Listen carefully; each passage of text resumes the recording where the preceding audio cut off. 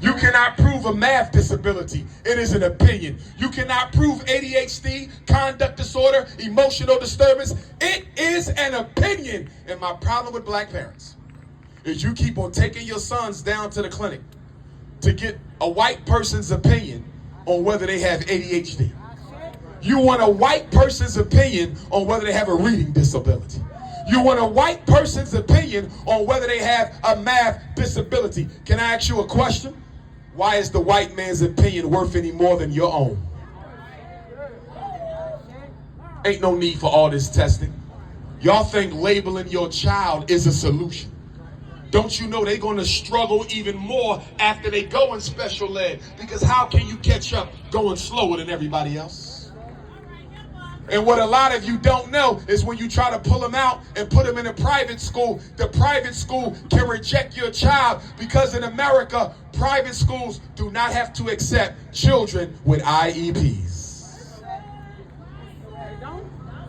And then when I look for the mentally gifted black children in Memphis, I can't find the mentally gifted black children. Why we got so few mentally gifted black children? Because white folks don't think our children can be cognitively superior. I've heard them say it. I've heard black white psychologists say it. I will never diagnose one of those children as mentally gifted. So you mean to tell me we got all the problems and none of the abilities? And you know what make it worse? Many of your children are being taught by unlicensed, uncertified, uncredentialed, long-term substitutes. So you mean to tell me you want me to put my child in special ed for reading when you don't even know how to teach them how to read?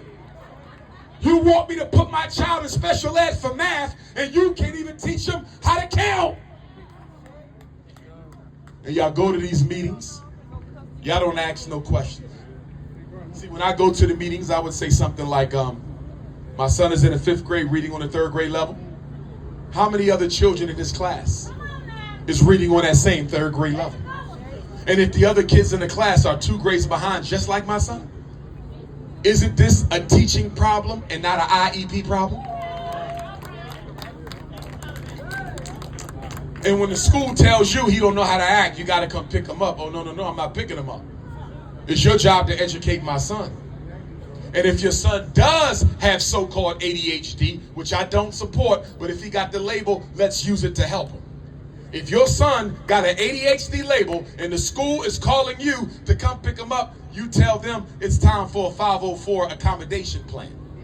And you go to the school for a 504 accommodation plan meeting, and now they have to pay to give your son a one-on-one aide to follow him around so they can stop calling you up. That's the law. That's the law. Parents, stop signing paperwork you don't understand at the school. Stop going to school meetings by yourself. And black women, stop telling your personal business to your children's teacher. Your child's teacher is not your friend. She's not your life coach. She's not your social worker. She's not your pastor. She is a correctional officer in the Memphis Public School to Prison Department. That's what she is. That's what she is. That's what she is. Y'all go in there, oh yeah, my son's father locked up. I'm living in my mama's basement. I was a victim of domestic violence. I'm a recovering addict. Nothing to be ashamed of. But if you tell that to them, they will use it later to force you to put your son on medication. And if you don't, Child Services of Tennessee will take your children away from you. If you don't plan to medicate, why were they evaluated? If you don't plan to medicate, why were they evaluated? If you're not going to give them crack for kids, why in the hell did they get an ADHD evaluation in the first place? The only solution in America for black boys with ADHD, conduct disorder, ODD, and emotional disturbance is Concerta, Ritalin, Adderall, Cycler, Meditate. In other words, crack, crack, crack, crack, and synthesize crack. As I prepare to wrap up,